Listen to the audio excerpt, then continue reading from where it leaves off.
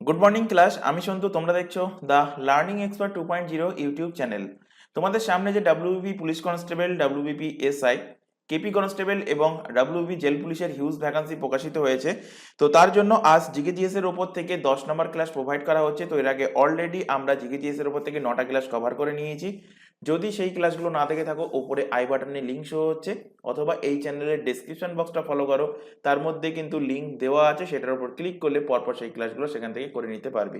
তো শুরু করছি আজকে 10 নম্বর ক্লাস। আজকের ক্লাসে ফার্স্ট কোশ্চেন দেখো, প্রথম কোন লেখক কাব্যিক প্রকাশের মাধ্যম হিসাবে উর্দু ব্যবহার করেন?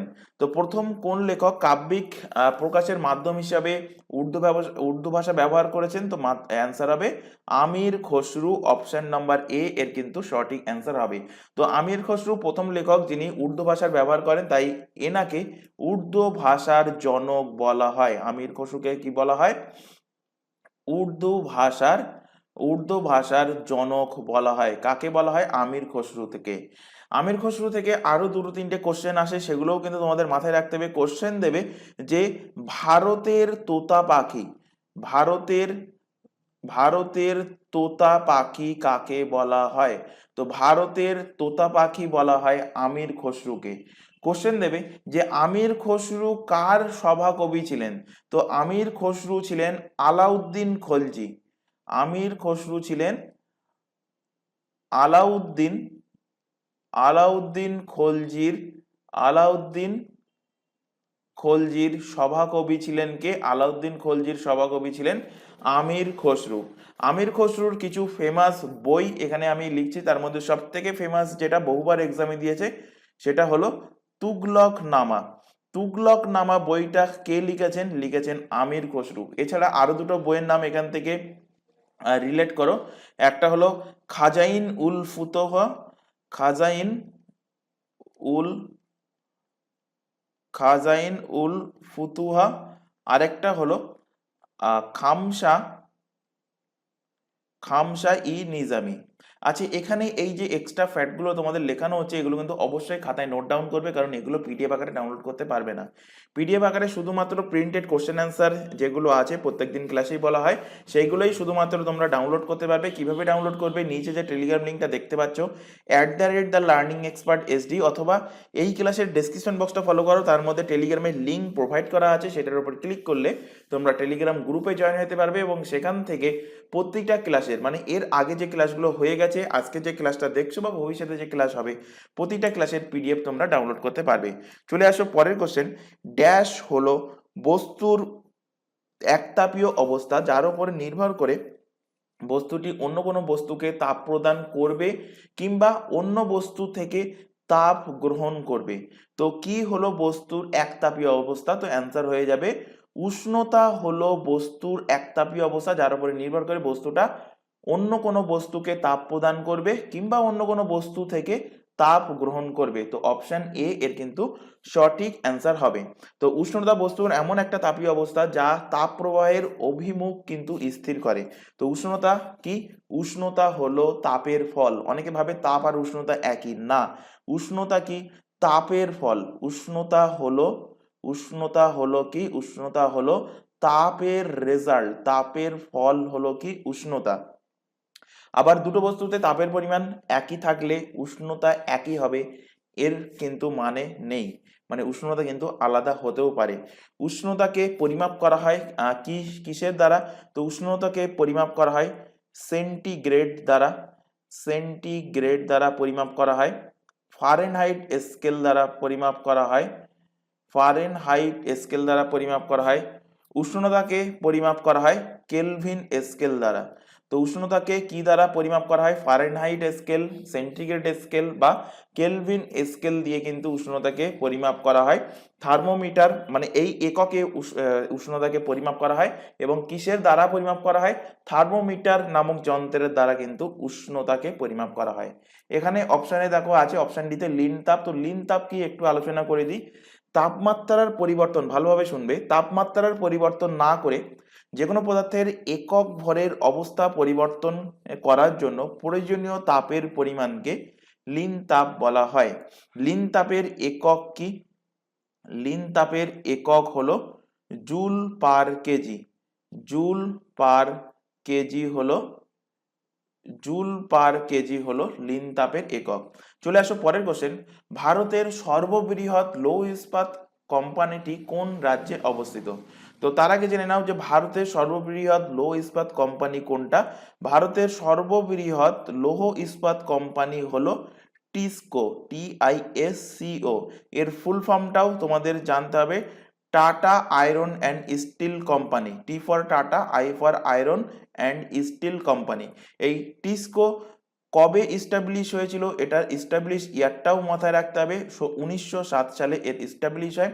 এটা কোন রাজ্যে অবস্থিত? এটা ঝাড়খণ্ড রাজ্যে অবস্থিত। অপশন নাম্বার এ এর কিন্তু সঠিক অ্যান্সার হবে। এটা কে স্থাপন করেছিলেন, কার দ্বারা ইস্টাবলিশ হয়েছিল? তো এটা স্থাপন করেন জামশেদজি টাটা। কে স্থাপন করেন? জামশেদজি টাটা এটাকে, এই টিসকোকে স্থাপন করেন। কোথায় স্থাপন করেছিলেন? ঝাড়খণ্ডে স্থাপন করেছিলেন। তো 1907 সালে যখন স্থাপন করেছিলেন তখন সেটা কিন্তু বিহারের আন্ডারে ছিল। পরবর্তীতে বিহার ভেঙে কিন্তু ঝাড়খণ্ড হয় এবং বর্তমানে সেটা কোথায় অবস্থিত? ঝাড়খণ্ড রাজ্যে অবস্থিত। এছাড়া অন্যান্য যে লৌহ ইস্পাত কেন্দ্রগুলো আছে সেগুলোও তোমাদের জানতে হবে, কারণ কোশ্চেন দেয় এইভাবে যে বোকারো লৌহ ইস্পাত কেন্দ্র কোন রাজ্যে অবস্থিত, কোশ্চেন দেবে যে ভিলাই লৌহ ইস্পাত কেন্দ্রটা কোন রাজ্যে অবস্থিত, কোশ্চেন দেবে তোমাদের যে রাউরকেল্লা লৌহ ইস্পাত কেন্দ্র কোন রাজ্যে অবস্থিত। তো এখান থেকে মাথায় রাখবে ঝাড়খণ্ডের একটা বলে দিলাম কি টিসকো। এছাড়া ঝাড়খণ্ডের থেকে হলো বোকারো, বোকারো লৌহ ইস্পাত কেন্দ্র ঝাড়খণ্ডে অবস্থিত। উড়িষ্যাতে কি অবস্থিত? উড়িষ্যাতে অবস্থিত রাউরকেল্লা, উড়িষ্যাতে অবস্থিত রাউরকেল্লা, রাউরকেল্লা লৌহ ইস্পাত কেন্দ্র। আর পশ্চিমবঙ্গে অবস্থিত কি? পশ্চিমবঙ্গ থেকে দুটো মাথায় রাখবে, একটা হলো দুর্গাপুর, দুর্গাপুর লৌহ ইস্পাত কেন্দ্র, আর একটা হলো বার্নপুর, বার্নপুর এবং দুর্গাপুর পশ্চিমবঙ্গের লৌহ ইস্পাত কেন্দ্র। আর ছত্তিশগড় থেকে মাথায় রাখবে ছত্তিশগড়ের ভিলাই, ছত্তিশগড়ের ভিলাই লৌহ ইস্পাত কেন্দ্র। এছাড়া আরো একটা দুটো আছে, অন্ধ্রপ্রদেশ, অন্ধ্রপ্রদেশের যে লৌহ ইস্পাত কেন্দ্র সেটা কোথায় অবস্থিত? বিশাখাপত্তনমে অবস্থিত অন্ধ্রপ্রদেশের। তামিলনাড়ু থেকে মাথায় রাখবে তামিলনাড়ুর সালেম, তামিলনাড়ুর সালেম। আরেকটা মাথায় রাখবে কর্ণাটক, কর্ণাটকের হলো বিজয়নগর, কর্ণাটকের বিজয়নগর। চলে আসো পরের কোশ্চেনে, কোন চোল রাজা বাংলা জয় করেছিলেন? তো বাংলা জয় করেছিলেন প্রথম রাজেন্দ্র চোল, বাংলা জয় করেছিলেন। অপশন বি এর সঠিক অ্যান্সার হবে। তো চোল বংশের রাজা রাজেন্দ্র চোল, প্রথম রাজেন্দ্র চোল, গঙ্গার জলের জন্য কিন্তু তিনি বাংলায় এসেছিলেন। তো গঙ্গার জলের জন্য বাংলার পাল বংশের রাজাকে, পাল বংশের রাজা মাহিপাল, বাংলার পাল বংশ, পাল বংশের রাজার নাম কি? মাহিপাল। এই মাহিপালকে বাংলায় এসে কিন্তু তিনি পরাজিত করেন এবং ওখান থেকে গঙ্গা জল নিয়ে কিন্তু আবার তিনি দক্ষিণ ভারতে চলে আসেন। সেই কারণে প্রথম রাজেন্দ্র চোলের উপাধি কি? প্রথম রাজেন্দ্র চোলের উপাধি হলো গঙ্গাইকোন্ড। কোশ্চেন দেবে, তোমরা প্রিভিয়াস ইয়ারের কোশ্চেন ঘেটে দেখবে যে সেখানে বহুবার এই কোশ্চেনটা রিপিট হয়েছে যে গঙ্গাইকোন্ড উপাধিটা কার? তো গঙ্গাইকোন্ড উপাধি হলো প্রথম রাজেন্দ্র চোলের। এবং এই গঙ্গাইকোন্ড উপাধি পাওয়ার পর ইনি দক্ষিণ ভারতে গঙ্গাইকোন্ড চোলপুরম নামক একটা তিনি নতুন রাজধানী স্থাপন করেছিলেন। আর যদি কোশ্চেন দেয় যে চোলদের রাজধানী কোথায়, তো চোলদের রাজধানী, চোলদের ক্যাপিটাল, চোলদের রাজধানী কোথায়? তো চোলদের রাজধানী হবে তাঞ্জোর। কোথায়? তো চোলদের রাজধানী হলো তাঞ্জোর। আর যদি কোশ্চেন দেয় যে সঙ্গম যুগে চোলদের রাজধানী, সঙ্গম যুগে চোলদের রাজধানী কোথায় ছিল? এটা অলরেডি পড়িয়েছি। তো চোলদের রাজধানী ছিল উরাইউর, ছিল সঙ্গম যুগে চোলদের রাজধানী। চলে আসো পরবর্তী কোশ্চেনে, ইক্তা প্রথা প্রবর্তন করেন কে? মোস্ট ইম্পর্টেন্ট কোশ্চেন, বহুবার কিন্তু এই কোশ্চেনটা এক্সামে রিপিট হয়েছে। তো ইক্তা প্রথা কে প্রবর্তন করেন? প্রবর্তন করেন ইলতুৎমিশ। ইক্তা প্রথা কিন্তু প্রবর্তন করেছিলেন। অপশন সি এর সঠিক অ্যান্সার হবে। তো দিল্লি সুলতান ইলতুৎমিশের শাসনকালে, ইলতুৎমিশ 1211 থেকে ইনি 1236 সাল পর্যন্ত তিনি শাসন করেছিলেন।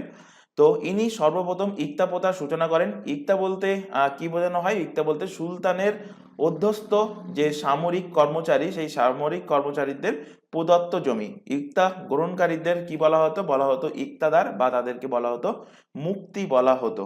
তো ইলতুৎমিশ থেকে আরেকটা কোশ্চেন মাথায় রাখতে হবে। ইলতুৎমিশ কিন্তু একটা সিলভার কয়েন আর একটা কপার কয়েন তিনি কিন্তু লঞ্চ করেছিলেন।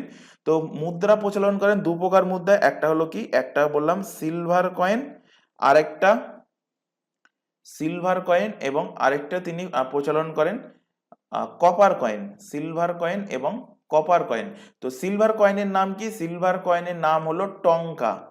আর কপার কয়েনের নাম কি? কপার কয়েনের নাম হলো জিত্তাল, হলো কপার কয়েনের নাম। তো এটা কে প্রচলন করেছিলেন? ইলতুৎমিশ প্রচলন করেছিলেন।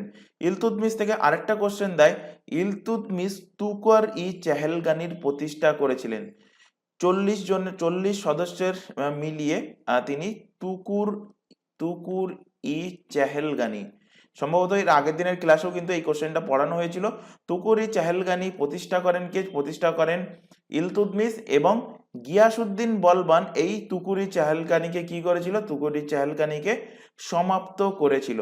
গিয়াসউদ্দিন বলবান থেকে আরো কিছু কোশ্চেন রিলেট করে নাও। গিয়াসউদ্দিন বলবানের অরিজিনাল নাম, আসল নাম কি? আসল নাম হলো বাহাউদ্দিন। আসল নাম কি? আসল নাম হলো বাহাউদ্দিন, হলো গিয়াসউদ্দিন বলবানের আসল নাম। আর গিয়াসউদ্দিন বলবান থেকে যে কোশ্চেনটা তোমাদের এক্সামে দেবে সেটা হলো কি, সিজদা ও পাইবস প্রথা। সিজদা ও পাইবস প্রথা কে চালু করেন? সিজদা ও পাইবস প্রথা চালু করেন গিয়াসউদ্দিন বলবান। আর একইভাবে ইক্তা প্রথা কে চালু করেন? ইক্তা প্রথা চালু করেন ইলতুৎমিশ। তো এখানে মনে রাখার একটা সহজ উপায় বলে দিচ্ছি, এইভাবে মনে রাখতে পারো। তো ইক্তা শুরু কি দিয়ে? হর্ষই দিয়ে। তো হর্ষই পর কি? ইলতুৎমিশ। এইভাবে রিলেট করতে পারো। আর গিয়াসউদ্দিন বলবান কি প্রথা চালু করেন? সিজদা এবং পাইবস প্রথা তিনি কিন্তু চালু করেন। এবং তুকুর-ই-চেহেলগানি যেটা ইলতুৎমিশ শুরু করেছিলেন সেটাকে সমাপ্ত করেন কে? সেটাকে সমাপ্ত করেন কিন্তু গিয়াসউদ্দিন বলবান। কুতুবউদ্দিন আইবক থেকে রিলেট করো। কুতুবউদ্দিন আইবক ইনি দাস বংশের প্রতিষ্ঠাতা। যদি কোশ্চেন দেয় যে দাস বংশের প্রতিষ্ঠাতা কে, তো দাস বংশের প্রতিষ্ঠাতা হলেন কুতুবউদ্দিন আইবক। ইনি মোহাম্মদ ঘুরির দাস ছিলেন এবং সেখান থেকে তিনি কিন্তু দাস বংশের প্রতিষ্ঠাতা করেন। কুতুবউদ্দিন আইবক থেকে আরেকটা কোশ্চেন মাথায় রাখবে, এনার উপাধি, এনার দুটো উপাধি ছিল। একটা ছিল লাখ বক্স, এটা কিন্তু বহুবার এক্সামে কোশ্চেন দিয়েছে, লাখ বক্স। আরেকটা হলো হাতিম, দ্বিতীয় হাতিম বা হাতিম টু। চলে আসো পরের কোশ্চেন। আচ্ছা, এখানে তোমাদের একটা ছোট ইনফরমেশন প্রোভাইড করা আছে। তোমরা এখন যে ক্লাসটা দেখছো সেটা হলো পুলিশ স্পেশাল জিকেজিএস এর ক্লাস, যার মধ্যে jail police, KP constable, WBP constable, WBP SI প্রত্যেকটা এক্সামের জন্য কিন্তু জিকে জিএস, মানে প্রত্যেকটা পুলিশের এক্সামের জন্য জিকে জিএস এর মধ্যেই কভার করানো হবে। এছাড়া বাকি যে এক্সামের নামগুলো দেখতে পাচ্ছ, প্রতিটা এক্সামের জন্য আমাদের দুটো ইউটিউব চ্যানেল মিলিয়ে সম্পূর্ণ ফ্রিতে প্রত্যেকটা সাবজেক্ট সিলেবাস ওয়াইজ কিন্তু লাইভ ক্লাস প্রোভাইড করা হচ্ছে। লাইভ ক্লাস অ্যাটেন্ড না করতে পারলে ক্লাস থেকে যাচ্ছে রেকর্ডেড ফরম্যাটে, সুতরাং রেকর্ডেড হিসেবেও কিন্তু পরবর্তীতে তোমরা ক্লাসগুলো দেখে নিতে পারবে। এছাড়া এই প্রতিটা এক্সামের জন্য আমাদের কিন্তু আলাদা আলাদা হোয়াটসঅ্যাপ ব্যাচ ওপেন করা আছে। হোয়াটসঅ্যাপ ব্যাচে যুক্ত হওয়ার একটাই বেনিফিট, কখন কোন ক্লাস থাকছে তার রুটিন প্রোভাইড করা, বা ক্লাসের লিঙ্কগুলো প্রোভাইড করা, বা এক্সাম ওরিয়েন্টেড যাবতীয় গুরুত্বপূর্ণ ইনফরমেশন আমাদের হোয়াটসঅ্যাপ ব্যাচে প্রোভাইড করা হয়। তো হোয়াটসঅ্যাপ ব্যাচে যুক্ত হওয়ার জন্য কি করতে হবে? নিচে যে হোয়াটসঅ্যাপ নাম্বারটা দেখতে পাচ্ছ 9933434203, এই হোয়াটসঅ্যাপ নাম্বারে আমাদেরকে ইনফর্ম করবে। শুধুমাত্র হোয়াটসঅ্যাপ মেসেজ করে, কেউ ভিডিও কল করবে না, কেউ নর্মাল কলও করবে না এই নম্বরে, তাহলে কিন্তু সেই পার্সনকে ব্লক করে দেওয়া হতে পারে। তো হোয়াটসঅ্যাপে আমাদেরকে ইনফর্ম করলে তোমাদের রিকোয়ারমেন্ট অনুযায়ী নির্দিষ্ট ব্যাচে কিন্তু তোমাদেরকে অ্যাড করে নেওয়া হবে এবং সেখান থেকে প্রপার গাইডেন্স প্রোভাইড করা হবে। এছাড়া আরও আরেকটি ইনফরমেশন দেওয়ার আছে, তোমরা এখন যে চ্যানেলে ক্লাসটা দেখছো তার নাম হলো দ্য লার্নিং এক্সপার্ট 2.0। এই চ্যানেলেই তোমরা প্রতিটা এক্সামের জন্য জিকেজিএস এর ক্লাস পেয়ে যাবে কারেন্ট অ্যাফেয়ার্স এর ক্লাস, রিজনিং এর ক্লাস অ্যান্ড ইংলিশের ক্লাস সম্পূর্ণ ফ্রিতে এই চ্যানেল থেকে পেয়ে যাবে। আর প্রতিটা এক্সামের জন্য ম্যাথের ক্লাসের জন্য আমাদের একটা নতুন চ্যানেল ক্রিয়েট করা হয়েছে। চ্যানেলের নামটা ভালোভাবে দেখে নাও, ম্যাথস বাই সন্তু স্যার। তো এই চ্যানেলটা একদমই আমাদের নতুন, সেই কারণে এই ক্লাসের ডেসক্রিপশন বক্সে ওই চ্যানেলের লিঙ্ক কিন্তু প্রোভাইড করা আছে, যেটার উপরে ক্লিক করলে তোমরা ম্যাথ বাই সন্তু স্যার এই ইউটিউব চ্যানেলে চলে আসতে পারবে এবং সেখান থেকে তোমরা চ্যানেলটাকে সাবস্ক্রাইব করে নেবে। যেহেতু নতুন চ্যানেল, সাবস্ক্রাইব করে বেল আইকনকে অল নোটিফিকেশন সেট করে রাখবে। আর এটাকেও যদি তোমরা সাবস্ক্রাইব না করে রাখো, এটাকেও সাবস্ক্রাইব করে নেবে, নিয়ে রেগুলার বেসিসে কিন্তু চ্যানেল দুটোতে ক্লাস চলছে, তো রেগুলার বেসিসে ক্লাসগুলোকে ফলো করবে। চলে আসো পরের কোশ্চেন, আই হোল প্রশস্তি কে রচনা করেন? তো আই হোল প্রশস্তি রচনা করেন রবি কীর্তি, অপশন নাম্বার বি এর কিন্তু সঠিক অ্যান্সার। তো রবি কীর্তি ছিলেন কে? বাতাপির চালুক্যের রাজা, দ্বিতীয় পুলকেশীর সভাকবি। কার সভাকবি ছিলেন? দ্বিতীয় পুলকেশী। দ্বিতীয় পুলকেশীর সভাকবি ছিলেন। তো দ্বিতীয় পুলকেশী থেকে কিছু কোশ্চেন এখান থেকে রিলেট করে নাও। যদি কোশ্চেন দেয় যে চালুক্যের বংশের প্রতিষ্ঠাতাকে, তো চালুক্য বংশের প্রতিষ্ঠাতা, চালুক্য বংশের ফাউন্ডার কে? তো চালুক্য বংশের ফাউন্ডার হলেন জরাসিংহ। জরাসিংহ হলেন চালুক্য বংশের ফাউন্ডার। আর চলে আসো এবার দ্বিতীয় পুলকেশীতে। দ্বিতীয় পুলকেশী থেকে দুটো তিনটে ফ্যাক্ট এখানে মুখে বলে দিচ্ছি, ভালোভাবে শুনে নাও। দ্বিতীয় পুলকেশী হর্ষবর্ধনকে, কনৌজের রাজা কে ছিলেন? হর্ষবর্ধন। তো এই হর্ষবর্ধনকে তিনি কিন্তু পরাজিত করেছিলেন। কোন নদীর তীরে পরাজিত করেন? এই কোশ্চেনটা কিন্তু এক্সামে দেয়। তো তিনি পরাজিত করেন নর্মদা নদীর তীরে হর্ষবর্ধনকে পরাজিত করেছিলেন। এছাড়া এই দ্বিতীয় পুলকেশী দক্ষিণ ভারতের পল্লব বংশের শাসক, তার নাম কি ছিল? তার নাম ছিল মহেন্দ্র বর্মন। এই মহেন্দ্র বর্মনকেও তিনি পরাজিত করেন এবং পল্লবদের রাজধানী কি ছিল? পল্লবদের রাজধানী ছিল, পল্লবদের ক্যাপিটাল কি ছিল? পল্লবদের রাজধানী ছিল কাঞ্চি। এই পল্লবদের রাজধানী কাঞ্চিকে তিনি দখল করে নেন এবং এর ফলে দ্বিতীয় পুলকেশীর যে উপাধি হয়, সেই উপাধিটা কি হয়? কাঞ্চিকোণ্ড। কাঞ্চিকোণ্ড উপাধি তিনি ধারণ করেছিলেন পল্লবদের রাজধানী মহেন্দ্র বর্মনকে পরাজিত করে, কাঞ্চি অধিকৃত করে। এরপর পল্লব বংশের আরেকজন রাজা, তার নাম কি? তার নাম হলো নরসিংহ বর্মন। নরসিংহ, পল্লবদের আরেকজন রাজা নরসিংহ বর্মন। এই নরসিংহ বর্মন এসে দ্বিতীয় পুলকেশীকে তিনি পরাজিত করে দ্বিতীয় পুলকেশীর রাজধানী ছিল বাতাপি। বাতাপি পর্যন্ত তাকে তাড়িয়ে আনেন এবং তাকে হত্যা করে এই নরসিংহ বর্মন বাতাপি কোণ্ড উপাধি ধারণ করেন। তো কোশ্চেন দেবে, এটা বলার এটাই মেন লক্ষ্য ছিল। কোশ্চেন দেয় যে বাতাপি কোণ্ড উপাধি কার? তো বাতাপি কোণ্ড উপাধি হলো নরসিংহ বর্মনের উপাধি হলো বাতাপি কোণ্ড। কোশ্চেন দেবে কাঞ্চিকোণ্ড উপাধি কার? তো কাঞ্চিকোণ্ড উপাধি হলো দ্বিতীয় পুলকেশীর। আর একটু আগে করালাম যে গঙ্গাইকোণ্ড উপাধিটা কার? তো গঙ্গাইকোণ্ড উপাধি হলো প্রথম রাজেন্দ্র চোলের উপাধি হলো গঙ্গাইকোণ্ড। তো এই তিনটে কোণ্ড উপাধি থেকে মাথায় রাখবে। এবার এখান থেকে দেখো বাকি যে অপশনগুলো আছে, কৌটিল্য থেকে ডিলিট করো। কৌটিল্য থেকে যে কোশ্চেন দেয় যে ভারতের ম্যাকিয়াভেলি কাকে বলা হয়? ভারতের ম্যাকিয়াভেলি, এই কৌটিল্য বা চাণক্যকে ম্যাকিয়াভেলি বলা হয়। আরেকটা কোশ্চেন দেয় যে অর্থশাস্ত্র লিখেছেন কে? তো অর্থশাস্ত্র লিখেছেন কৌটিল্য। কৌটিল্যর আরেক নাম কি আছে? চাণক্য বা বিষ্ণুগুপ্ত। কৌটিল্যর দুটো নাম, কৌটিল্য বা চাণক্য বা এনার নাম হলো বিষ্ণুগুপ্ত। তিনজনই কিন্তু একই ব্যক্তি। তো এনার লেখা বইয়ের নাম কি? এনার লেখা বইয়ের নাম হলো অর্থশাস্ত্র। হরিসেন থেকে রিলেট করো। হরিসেন কি লিখেছিলেন? হরিসেন লিখেছিলেন এলাহাবাদ প্রশস্তি। এলাহাবাদ প্রশস্তি, যাকে এখন বলা হয় কি? এলাহাবাদকে এখন বলা হয় প্রয়াগ। তো অনেক সময় অপশানে থাকবে তোমাদের প্রয়াগ প্রশস্তি। তো প্রয়াগ প্রশস্তি বা এলাহাবাদ প্রশস্তি কে লিখেছেন হরিসেন। এবং হরিসেন এই এলাহাবাদ প্রশস্তি বা প্রয়াগ প্রশস্তিতে কার ব্যাপারে লিখেছিলেন? তো ইনি লিখেছিলেন সমুদ্রগুপ্তের ব্যাপারে। সমুদ্রগুপ্তের ব্যাপারে তিনি এলাহাবাদ প্রশস্তি অর্থাৎ বা প্রয়াগ প্রশস্তিতে লিখিয়েছিলেন। তাহলে এখান থেকে দুটো প্রশস্তি এক্সামে কোশ্চেন দেয়, একটা হলো আইহোল প্রশস্তি কার রচনা, রবি কীর্তির রচনা, আর এলাহাবাদ প্রশস্তি কার রচনা, এলাহাবাদ প্রশস্তি হলো হরি সেনের রচনা। চলে আসো পরবর্তী কোশ্চেন, গুপ্ত যুগের নিউটন কাকে বলা হয়? তো গুপ্ত যুগের নিউটন বলা হয় আর্যভট্টকে। অপশন নাম্বার ডি এর কিন্তু সঠিক অ্যান্সার হবে।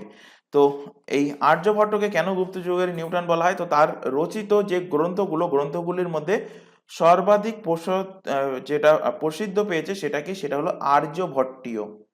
সেটা এনারই নাম অনুসারে আর্যভট্টীয়, এটা কিন্তু সব থেকে বেশি প্রসিদ্ধ লাভ করেছে। তো তিনি প্রথম অঙ্কশাস্ত্রকে একটা স্বতন্ত্র শাখার মর্যাদায় চিহ্নিত করেছিলেন।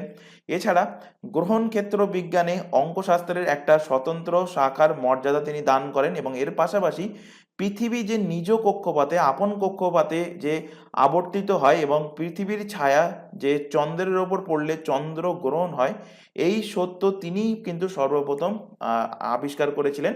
সেই কারণে কিন্তু এনাকে গুপ্ত যুগের নিউটন বলা হয়। এর পাশাপাশি বাকশিল পাণ্ডুলিপিতে প্রথম দশমিক পদ্ধতিরও কিন্তু উল্লেখ তিনিই করেছিলেন, এবং এর প্রথম প্রয়োগ দেখা যায় কোথায়? এই আর্যভট্টীয় গ্রন্থে। এখানে বাকি অপশনগুলো রিলেট করলে সমুদ্রগুপ্ত থেকে রিলেট করো। সমুদ্রগুপ্তকে কি বলা হয়? সমুদ্রগুপ্তকে বলা হয় ভারতের নেপোলিয়ান। কোশ্চেন দেবে, ভারতের ভারতের নেপোলিয়ান কাকে বলা হয়? তো ভারতের নেপোলিয়ান বলা হয় কাকে? ভারতের নেপোলিয়ান বলা হয় সমুদ্রগুপ্তকে। সমুদ্রগুপ্তের ব্যাপারে জানা যায় এলাহাবাদ প্রশস্তি বা প্রয়াগ প্রশস্তি থেকে, এক্ষুনি বলে দিলাম। এছাড়া সমুদ্রগুপ্ত থেকে আরেকটা ফ্যাক্ট রিলেট করো, যদি কোশ্চেন দেয় বা কোশ্চেন দিয়েছিল একটা এক্সামে, যে দক্ষিণ ভারতে আক্রমণকারী প্রথম ভারতীয় শাসক কে? দক্ষিণ ভারতে আক্রমণকারী দক্ষিণ ভারতে আক্রমণকারী প্রথম ভারতীয় শাসক, দক্ষিণ ভারতে আক্রমণকারী প্রথম ভারতীয় শাসক কে ছিলেন? তো প্রথম ভারতীয় শাসক ছিলেন এই সমুদ্রগুপ্ত। আর একটা কোশ্চেন মোস্ট ইম্পর্টেন্ট সমুদ্রগুপ্ত থেকে, সেটা হলো লিচ্ছবি দৌহিত্র বলা হয় কাকে? লিচ্ছবি লিচ্ছবি দৌহিত্র লিচ্ছবি দৌহিত্র বলা হয় কাকে? তো লিচ্ছবি দৌহিত্র বলা হয় সমুদ্রগুপ্তকে, লিচ্ছবি দৌহিত্র বলা হয়। দ্বিতীয় চন্দ্রগুপ্ত থেকে রিলেট করো। দ্বিতীয় চন্দ্রগুপ্তের একটা উপাধি হলো বিক্রমাদিত্য। তো কোশ্চেন দেয় যে বিক্রমাদিত্য উপাধিটা কার? তো বিক্রমাদিত্য উপাধি হলো দ্বিতীয় চন্দ্রগুপ্তের। দ্বিতীয় চন্দ্রগুপ্তের দরবারে নবরত্ন ছিল, এবং এনার সময় ভারতে কে আসেন? দ্বিতীয় চন্দ্রগুপ্ত থেকে কোশ্চেন দেবে, যেটা তোমাদের ফুড এসআই এক্সামে কোশ্চেন দিয়েছিল, যে দ্বিতীয় চন্দ্রগুপ্তের সময় ভারতে কে আসেন না, সম্ভবত কোশ্চেন দিয়েছিল ফাহিয়ান কার সময় ভারতে আসেন। তো অ্যান্সার ছিল দ্বিতীয় চন্দ্রগুপ্ত। তো দ্বিতীয় চন্দ্রগুপ্তের সময় ভারতে আসেন কে? ভারতে আসেন ফাহিয়েন। ফাহিয়েনের লেখা বইয়ের নাম কি? ফাহিয়েনের লেখা বইয়ের নাম হলো ফো কিউ কি। ফো কিউ কি ফাহিয়েনের লেখা বইয়ের নাম। আরেকজন ইনি কিন্তু চীনা পরিব্রাজক। আরেকজন চীনা পরিব্রাজক ভারতে আসেন, তার নাম কি? তার নাম হলো Hiuen Tsang. Hiuen Tsang. Question দেবে হিউয়েন সাং কার সময় ভারতে এসেছিলেন? তো হিউয়েন সাং ভারতে এসেছিলেন হর্ষবর্ধনের সময় তিনি ভারতে এসেছিলেন।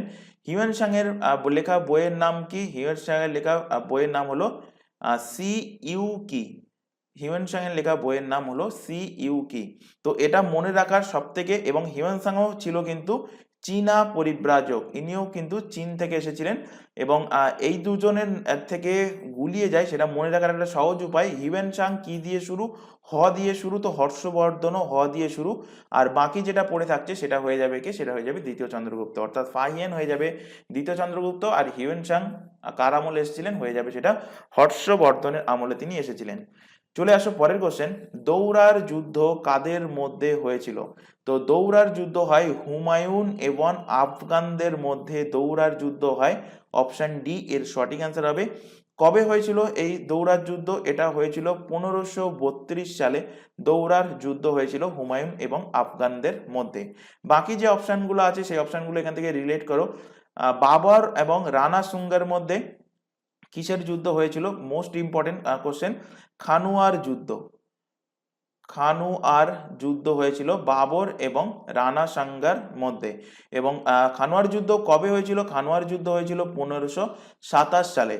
আকবর এবং রাণা প্রতাপের মধ্যে কি হয়েছিল? আকবর এবং রাণা প্রতাপের মধ্যে হয়েছিল হলদিঘাটের যুদ্ধ। হলদিঘাটের হলদিঘাটের যুদ্ধ হয় আকবর এবং রাণা প্রতাপের মধ্যে। কত সালে হয়েছিল? সালটাও মনে রাখতে হবে, 1576 সালে হয়েছিল হলদিঘাটের যুদ্ধ। আর ঔরঙ্গজেব এবং দারা শিকোর মধ্যে কি যুদ্ধ হয়েছিল? ঔরঙ্গজেব এবং দারা শিকোর মধ্যে হয়েছিল battle of Dharmat. Battle of battle of Dharmat কবে হয়েছিল? 1658 সালে ঔরঙ্গজেব এবং দারা শিকোর মধ্যে হয়েছিল। চলে আসো পরের কোশ্চেন। পাটকাই ভূম সীমান্ত নির্দেশ করে কোথাকার কোথাকার? তো পাটকাই ভূম এটা কিন্তু অরুণাচল প্রদেশ এবং মায়ানমার দেশের মধ্যে, মানে ইন্ডিয়া এবং মায়ানমারের মধ্যে অবভিয়াসলি। তো ইন্ডিয়ার মধ্যে কোন স্টেট? অরুণাচল প্রদেশ। অরুণাচল প্রদেশ ও মায়ানমারের মধ্যে বর্ডার শেয়ার করে পাটকাই ভূম। অপশন নাম্বার এ এর সঠিক অ্যান্সার।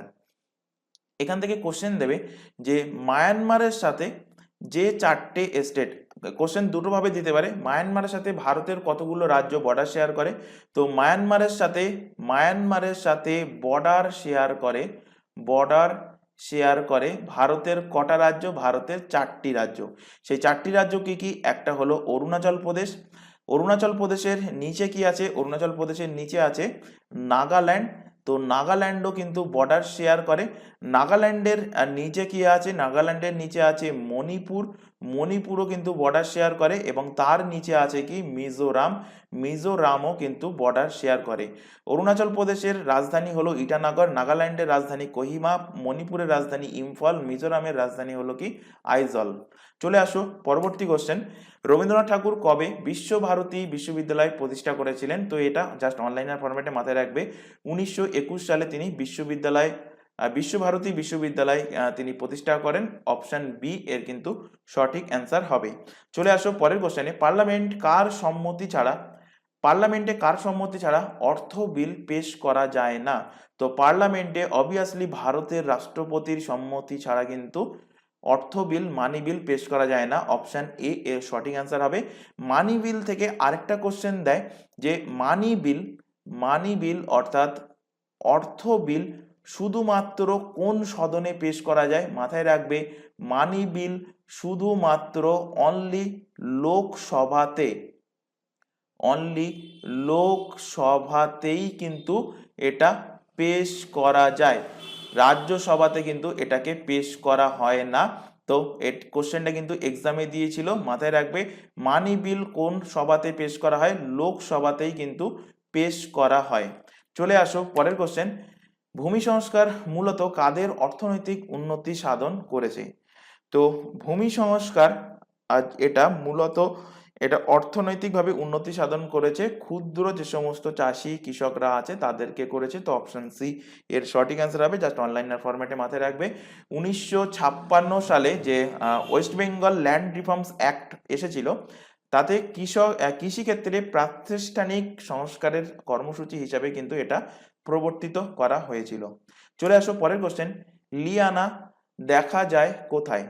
ক্রান্তীয় বৃষ্টি অরণ্য বায়োমে, তৈগা অরণ্য বায়োম, ভূমধ্যসাগরীয় বায়োম না তুন্দ্রা বায়োম? তো লিয়ানা দেখতে পাওয়া যায় ক্রান্তীয় বৃষ্টি অরণ্য বায়োমে দেখতে পাওয়া যায়। অপশন এ এর কিন্তু সঠিক অ্যান্সার হবে। তো ক্রান্তীয় বৃষ্টি অরণ্য বায়োমে ফ্লাম্বার শ্রেণীর যে উদ্ভিদের মধ্যে এই লিয়ানাটা বিশেষভাবে কিন্তু দেখতে পাওয়া যায়। এটা এক প্রকার কিন্তু বৃক্ষ। ঘন অরণ্যের মধ্যে সূর্যের আলো পেতে প্রতিযোগিতার জন্য এরা কিন্তু মানে সূর্যের আলো পায় না বলে এরা কিন্তু দ্রুত বাড়তে থাকে এবং লম্বা দড়ির আকার ধারণ করে। চলে আসো পরের কোশ্চেন। রবীন্দ্রনাথ ঠাকুরের কোন রচনাটিকে তার প্রথম গীতিনাট্য হিসাবে গ্রহণ করা হয়? তো তার প্রথম গীতিনাট্য হলো বাল্মীকি প্রভা। অপশন নাম্বার এ এর কিন্তু সঠিক অ্যান্সার হবে। রবীন্দ্রনাথ ঠাকুর থেকে এখানে রিলেট করায়, রবীন্দ্রনাথ ঠাকুর 1913 সালে গীতাঞ্জলি যে কাব্যগ্রন্থ, এই গীতাঞ্জলি কাব্যগ্রন্থের জন্য তিনি প্রথম ভারতীয় হিসাবে নোবেল পুরস্কার পেয়েছিলেন। প্রথম ভারতীয় হিসাবে নোবেল পুরস্কার কে পান? নোবেল পুরস্কার পান রবীন্দ্রনাথ ঠাকুর। চলে আসো পরের কোশ্চেন, একটি সেলাই মেশিনে কি ধরনের গতি পরিলক্ষিত হয়? তো একটা সেলাই মেশিনে কিন্তু দোলন গতি পরিলক্ষিত হয়, অপশন নাম্বার সি এর কিন্তু সঠিক অ্যান্সার হবে। তো দোলন গতির ক্ষেত্রে কি হয়, বস্তু একটা নির্দিষ্ট সময় অন্তর তার আবার প্রাথমিক অবস্থানে ফিরে আসে, অর্থাৎ দেখবে সেলাই করার ফলে সেলাই যখন করছে প্রথম স্থান থেকে ঘুরতে ঘুরতে আবার কিন্তু সেই তার সেলাই করতে করতে আবার সেই প্রথম স্থানে কিন্তু সেই জিনিসটা ফিরে আসে। তো এটাই হলো সেলাই মেশিনের গতি। তো চলে আসো পরের কোশ্চেন, 1984 ভোপাল গ্যাস দুর্ঘটনায় নিচের কোন গ্যাসটা নির্গত হয়েছিল? এখান থেকে দুটো তিনটে ভাবে কোশ্চেন দেয় যে ভোপাল গ্যাস দুর্ঘটনা কত সালে হয়েছিল। তো এখানে দেখো কোশ্চেনেই বলা আছে 1984 সালে ভোপাল গ্যাস দুর্ঘটনা হয়েছিল। ভোপাল গ্যাস দুর্ঘটনা কোন স্টেটে হয়? তো ভোপাল মধ্যপ্রদেশে অবস্থিত, তো মধ্যপ্রদেশে হয়েছিল। এবং কোন গ্যাসের জন্য হয়েছিল? তো হয়েছিল সেটা মিথাইল আইসোসায়ানেট। ভালোভাবে খেয়াল করবে, এখানে প্রতিটা অপশন কিন্তু পাশাপাশি আছে। তো অ্যান্সার কি হবে? মিথাইল আইসোসায়ানেট, বা অনেক সময় অপশানে MIC গ্যাস লেখা থাকে। তো MIC মানে মিথাইল আইসোসায়ানেট গ্যাস। MIC গ্যাসের রাসায়নিক সংকেত কি? রাসায়নিক সংকেত হলো CH3NNCO, এটাই হলো মিথাইল আইসোসায়ানেট। চলে আসো পরের কোশ্চেন, যে পেশিকে ইচ্ছা মতো পরিচালনা করা যায় সেটাকে কি বলা হয়? সেই পেশিকে কি প্রকার পেশি বলা হয়? তাকে বলা হয় সরেখ ঐচ্ছিক পেশি বলা হয়। অপশন এ এর কিন্তু সঠিক অ্যান্সার হবে। তো সংকোচনশীলতার উপর ভিত্তি করে আমরা কিন্তু পেশিকে তিনটে ভাগে ভাগ করি। তিনটে ভাগ কি কি? একটা হলো ঐচ্ছিক পেশি, একটা হলো ঐচ্ছিক পেশি, একটা হলো অনৈচ্ছিক পেশি, আর একটা হলো হৃদপেশি। তো এই তিনটে ভাগে কিন্তু এই পেশিকে ভাগ করা যায় পেশির পরিচালনার উপরে ডিপেন্ড করে, ঐচ্ছিক, অনৈচ্ছিক এবং হৃদপেশি। তো এখানে আলোচনা করা হচ্ছে ঐচ্ছিক পেশি নিয়ে। তো ঐচ্ছিক পেশি একটুখানি বলে দিই। ঐচ্ছিক পেশি কি? ঐচ্ছিক পেশি অস্থির সাথে মানে হাড়ের সাথে যুক্ত থাকে, অনুপ্রস্থ রেখা এর সুস্পষ্ট, স্বেচ্ছায় কিন্তু এটাকে সংকুচিত করা যায় এবং এটা কিন্তু সহজেই অবসাদগ্রস্ত হয়ে পড়ে।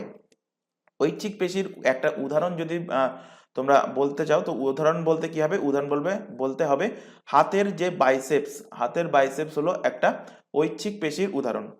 অনৈচ্ছিক পেশির উদাহরণ হিসাবে এখানে তোমরা লিখতে পারো, অনৈচ্ছিক পেশির উদাহরণ হলো পাকস্থলীর যে পেশি, পাকস্থলীর পেশি হলো অনৈচ্ছিক পেশির উদাহরণ। আর হৃদপেশি অবভিয়াসলি হৃদপেশি হবে হৃদপেশিরই উদাহরণ। চলে আসো পরের কোশ্চেনে, সমান সংখ্যক পরমাণু দ্বারা গঠিত এবং সমান সংখ্যক ইলেকট্রন সংখ্যাযুক্ত অণুগুলিকে পরস্পরের ড্যাশ বলা হয়। তো সমান সংখ্যক পরমাণু, ভালোভাবে খেয়াল করবে, এখানে কি বলছে? সমান সংখ্যক পরমাণু এবং সমান সংখ্যক ইলেকট্রন সংখ্যাযুক্ত অণুগুলোকে পরস্পরের বলা হয় আইসোস্টার বলা হয়। অপশন নাম্বার বি এর কিন্তু সঠিক অ্যান্সার হবে। এখানে যে চারটে অপশন আছে, চারটে অপশনই কিন্তু এক্সামের জন্য মোস্ট ইম্পর্টেন্ট, বহুবার কিন্তু রিপিট হয়েছে। তো এখান থেকে ভালোভাবে দেখে নাও আইসোটোপ কাকে বলে। আইসোটোপ কাকে বলে তার জন্য এখান থেকে দেখো প্রত্যেকটা নামের সাথেই কিন্তু অ্যান্সার জড়িয়ে আছে। কিভাবে জড়িয়ে আছে এখানে দেখো, আইসোটোপ। তো এখান থেকে প ফর কি? প ফর হলো প্রোটন। প ফর কি বললাম? প্রোটন। তারপর আইসোটোন, আইসোটোনের দন্তান্ন, তো দন্তান্ন ফর আমি বলতে পারি নিউট্রন। আর আইসোবারের এখানে লাস্টে আছে কি? র। তো র থেকে আমি বলতে পারি এটাকে ভর সংখ্যা। তো ভর সংখ্যা এইভাবে রিলেট করে পড়বে, তাহলে জিন্দেগিতে কিন্তু ভুল হবে না। তো এখান থেকে দেখো আইসোটোপ, আইসোটোপের কেন আমি এখানে প্রোটন বললাম? কারণ আইসোটোপের কিন্তু প্রোটন সংখ্যা সমান হয় কিন্তু ভর সংখ্যা আলাদা হয়। প্রোটন সংখ্যা সমান, ভর সংখ্যা আলাদা হয় আইসোটোপের ক্ষেত্রে। আইসোটোনের ক্ষেত্রে নিউট্রন সংখ্যা সমান হয় কিন্তু ভর সংখ্যা কি হয়? ভর সংখ্যা কিন্তু আলাদা হয়। এই জিনিসটাই খেয়াল রাখবে। আর এখানে দেখো আইসোবারের ক্ষেত্রে ভর সংখ্যা সমান হয় কিন্তু প্রোটনের সংখ্যা কিন্তু আলাদা হয়, প্রোটন সংখ্যা আলাদা হয়। আর আইসোস্টারের ক্ষেত্রে সমান পরমাণু এবং সমান ইলেকট্রন কিন্তু হয়ে থাকে। তো এইগুলোই খেয়াল রাখবে, কোশ্চেন এইভাবে দেবে যে প্রোটন সংখ্যা সমান ভর সংখ্যা আলাদা তাকে কি বলা হয়, তো অ্যান্সার হবে আইসোটোপ। কোশ্চেন দেবে নিউটন সংখ্যা সমান ভর সংখ্যা আলাদা তাকে কি বলা হয় আইসোটোন। আর কোশ্চেন দেবে ভর সংখ্যা সমান কিন্তু প্রোটন সংখ্যা আলাদা তাকে কি বলা হয়, তাকে বলা হয় আইসোবার। এখান থেকে রিলেট করো, আইসোস্টারের একটা উদাহরণ দিই। আইসোস্টার বলতে যেমন কার্বন ডাই অক্সাইড CO2 আর একটা ধরো এখানে N2O, এই দুটোর কিন্তু পরস্পরের আইসোস্টার, কারণ দেখো এদের তিনটে করে পরমাণু আছে। দেখো কার্বন ডাই অক্সাইডের অক্সিজেন দুটো আর কার্বন একটা, তো তিনটে পরমাণু। আর নাইট্রাস অক্সাইডের অক্সিজেন একটা আর এখানে নাইট্রোজেন দুটো, তো এখানেও তিনটে পরমাণু। অর্থাৎ এখানে পরমাণুর সংখ্যা সমান, তাহলে ফার্স্ট স্টেটটা স্যাটিসফাই করলো। এবার দেখো ইলেকট্রন সংখ্যা সমান কিনা, তো এদের কিন্তু ইলেকট্রন সংখ্যা সমান। তো এখানে দেখে নাও কার্বনের ইলেকট্রন সংখ্যা কটা, কার্বনের ইলেকট্রন সংখ্যা হলো 6টা। আর অক্সিজেনের ইলেকট্রন সংখ্যা কটা, অক্সিজেনের ইলেকট্রন সংখ্যা হলো 8টা। তো অক্সিজেনের 8টা আর নাইট্রোজেনের কটা, আর নাইট্রোজেনের হলো 7টা। তো এখানে দেখো কার্বন ডাই অক্সাইড থেকে কার্বন ডাই অক্সাইডে কার্বন আছে কটা, একটা, তো এখানে 6টা ইলেকট্রন হলো। অক্সিজেন আছে দুটো, তো 8 দুগুণ হলো কত, 16। তো টোটাল ইলেকট্রন সংখ্যা হলো কটা, 22টা। আর নাইট্রাস অক্সাইডের ক্ষেত্রে দেখো নাইট্রোজেনের ইলেকট্রন সংখ্যা 7টা করে, তাহলে 7 দুগুণ কটা, 14টা। আর অক্সিজেন একটা আছে, তো অক্সিজেন মানে 8টা, তো 14 আর 8 যোগ করলে কত হচ্ছে, 22টা। অর্থাৎ দুজনেরই কিন্তু পরমাণুর সংখ্যা একই এবং দুজনেরই কিন্তু ইলেকট্রন সংখ্যা সমান, তাই কে বলবো আমরা পরস্পরের আইসোস্টার। আইসোটোপের ক্ষেত্রে দেখো, আইসোটোপের ক্ষেত্রে এখানে উদাহরণ দিচ্ছি। আইসোটোপের ক্ষেত্রে 17Cl35, আরেকটা উদাহরণ এখান থেকে নাও, 17Cl37। তো এখানে দেখতে পাচ্ছ যে প্রোটন সংখ্যা কিন্তু দুটোরই সমান, কিন্তু ভর সংখ্যা আলাদা, এক জায়গায় ভর সংখ্যা 35, এক জায়গায় ভর সংখ্যা 37। তো এটা হলো কি আইসোটোপের উদাহরণ। আইসোটোনের উদাহরণ হিসেবে এখান থেকে রিলেট করো যে এখানে আর্গন 18Ar40, আর এখানে 20 ক্যালসিয়াম 40। তো এখানে দেখো ভর সংখ্যা, সরি, এটা হলো আইসোবারের উদাহরণ আমি লিখে ফেলেছি। তো এখানে দেখো নিচে লেখো 18Ar40 ভর সংখ্যা সমান, আর আরেকটা বললাম কি ক্যালসিয়াম 20Ca40। তো এখানে দেখো ভর সংখ্যা সমান কিন্তু প্রোটনের সংখ্যা আলাদা, এক জায়গায় 18 আরেক জায়গায় দেখো 20। তো এটা হলো কি আইসোবারের উদাহরণ। আর আইসোটোনের উদাহরণ কি হবে, আইসোটোনের উদাহরণ এখান থেকে ভালোভাবে দেখো, এখানে নিউটন সংখ্যা সমান হবে, তো অক্সিজেন দিয়ে রিলেট করাচ্ছি 8O16, আরেকটা এখান থেকে রিলেট করো 7, আর নাইট্রোজেন 15, এখান থেকে 6C কত 14। তো এখানে দেখো নিউট্রন সংখ্যা সমান, কিভাবে নিউট্রন সংখ্যা সমান হচ্ছে, ভর সংখ্যা থেকে প্রোটন সংখ্যাকে বিয়োগ করে দাও। তো ভর সংখ্যা কত 16, এর থেকে 8 বিয়োগ করে দাও, তাহলে নিউট্রন সংখ্যা হলো 8। একইভাবে নাইট্রোজেনের ক্ষেত্রে ভর সংখ্যা 15, নিউট্রন সংখ্যা প্রোটন সংখ্যা 7, তো 15 থেকে 7 বাদ দিলে হচ্ছে 8। একইভাবে কার্বনের থেকে ভর সংখ্যা 14, আর এখানে প্রোটন সংখ্যা কত 6, তো 14 থেকে 6 বাদ দিয়ে দাও, হয়ে যাবে 8। তো কার্বনের বা অক্সিজেনের বা নাইট্রোজেনের এখানে দেখতে পেলে নিউট্রন সংখ্যা কিন্তু সমান। তো এটা হলো আইসোটোনের উদাহরণ, এরা পরস্পর আইসোটোন। চলে আসো পরের কোশ্চেনে। জুনিয়র মেহমুদি সম্প্রতি কিন্তু মারা গিয়েছেন, তিনি একজন বিখ্যাত কে ছিলেন, বিখ্যাত কমেডিয়ান ছিলেন। জাস্ট অনলাইনার ফরম্যাটে মাথায় রাখবে, অপশন ডি এর কিন্তু সঠিক অ্যান্সার। পরের কোশ্চেনে চলে আসো, কোন শহরে পূর্বাঞ্চলীয় জোনাল কাউন্সিলের 26তম সভা অনুষ্ঠিত হয়েছে, এটা রিসেন্টলি হয়েছে। তো এটা হয়েছে বিহারের পাটনাতে, অপশন নাম্বার সি এর কিন্তু সঠিক অ্যান্সার হবে। যদি কোশ্চেন দেয় ভারতের টোটাল জোনাল কাউন্সিলের সংখ্যা কটা, total zonal council of India, তো ভারতের টোটাল জোনাল কাউন্সিলের সংখ্যা কটা, ভারতের টোটাল জোনাল কাউন্সিলের সংখ্যা হলো 6টা। এই 6টা জোনাল কাউন্সিল কি কি, eastern zonal council, eastern zonal council, east West north south, east western western zonal council, east West Northern zonal council, southern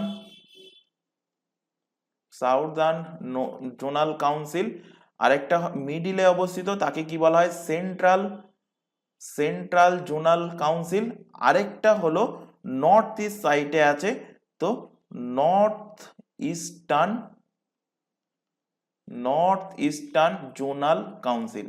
এবার এখান থেকে এই জোনাল কাউন্সিলগুলো লেখানোর একটাই উদ্দেশ্য, এখান থেকে কোশ্চেন দেবে যে এদের হেডকোয়ার্টার কোথায়। তো ইস্টার্ন জোনাল কাউন্সিলের হেডকোয়ার্টার কোথায় অবস্থিত, আমাদের কলকাতাতে কিন্তু এর হেডকোয়ার্টার অবস্থিত। ওয়েস্টার্ন জোনাল কাউন্সিলের হেডকোয়ার্টার কোথায় অবস্থিত, ওয়েস্টার্ন জোনাল কাউন্সিলের হেডকোয়ার্টার অবস্থিত মুম্বাইতে অবস্থিত। নর্দার্ন জোনাল কাউন্সিলের হেডকোয়ার্টার কোথায় অবস্থিত, তো নর্দার্ন জোনাল কাউন্সিলের হেডকোয়ার্টার অবস্থিত ভারতের রাজধানী নিউ দিল্লিতে অবস্থিত।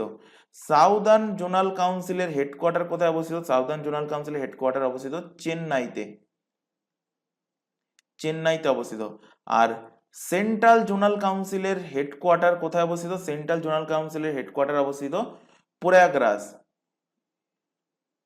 উত্তরপ্রদেশের প্রয়াগরাজে অবস্থিত। আর নর্থ ইস্টার্ন জোনাল কাউন্সিলের হেডকোয়ার্টার কোথায় অবস্থিত, এদিকে লেফট হ্যান্ড সাইডে লিখছি, এর হেডকোয়ার্টার অবস্থিত শিলং, মেঘালয়ের রাজধানী